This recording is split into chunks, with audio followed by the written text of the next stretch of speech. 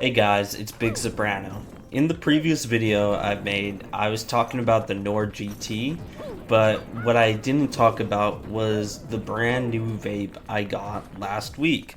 So the brand is VooPoo. Yes, there's the word poo in its name.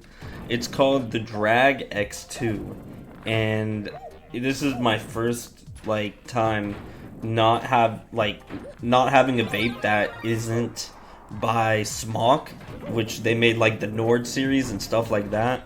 Other than disposables, I've never really had a vape that wasn't Smock. And this is shaping up to be like probably my best vape yet, because like the rest of my devices, they either died or taste like shit or stuff like that.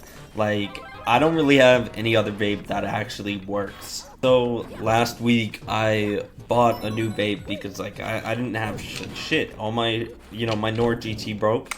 It was my second Nord GT and it broke.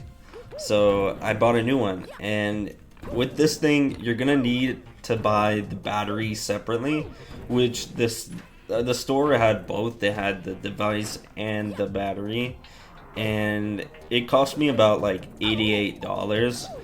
But I mean, if it lasts, then it will definitely be worth it. But so far it's pretty good so far. Like, it's a pretty good vape. Like, it tastes pretty good, and yeah, there's like nothing bad to say about it, honestly. Like, my problem with my Nord GT is that it would constantly give me the atomizer short message, and I guess that means like it's short circuited or something, and it would completely ruin the coil. So that's why I quit using Smock products, because even Reddit says they're bad, like, I've done my research. Reddit says Smock is bad, VooPoo good, Vaporesso, whatever else there is, and literally any other brand is good. And yeah, I bought this like on last Saturday, and I'm surprised I don't have to change the coil already, because with Smock products I kept having problems with like having to change coils all the time.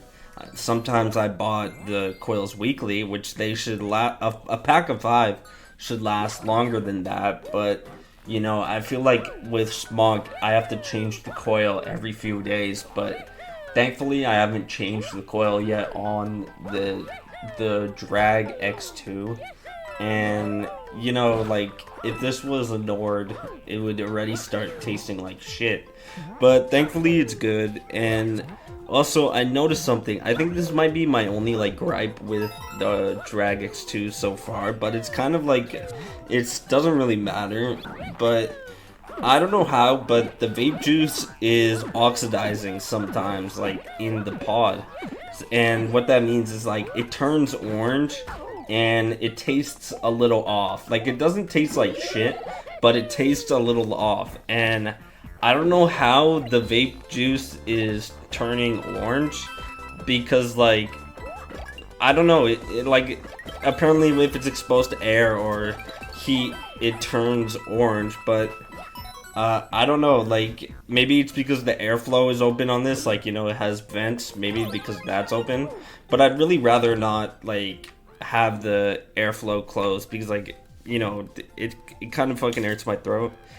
Vaping without the air vents, it sucks, honestly. So I like to smoke on the lowest possible wattage, just to preserve as much juice as I can.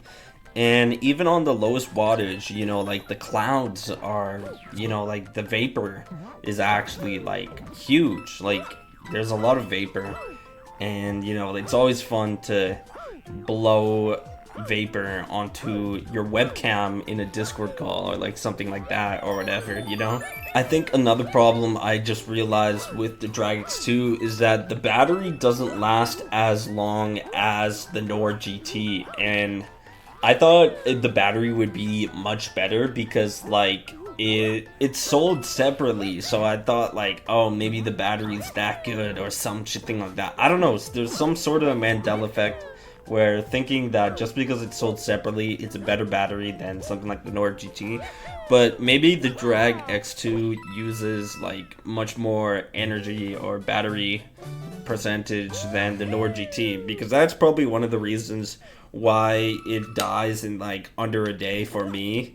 But at least charging it isn't as slow with the GT, because for some reason the higher the battery percentage, the slower to charge my Nord GT. Like by the time it gets to 40, it takes like a really long time for it to go to 100, and that honestly really sucked. But thankfully the Drag X2 actually charges faster, so I'm glad for that. I think that's kind of like, those are my only problems with it so far, but it's a pretty good vape so far. I've only had it for like 3 days, and I like it so far. Like, it hasn't failed me yet. But meanwhile, like, every smoke device has already failed me. You know, like, it took like 4 months for my Nord GT to break. So let's see how long it'll take for this to break. Anyways, that's it for the video, guys. I really hope you enjoy it, and I hope you guys have a great day.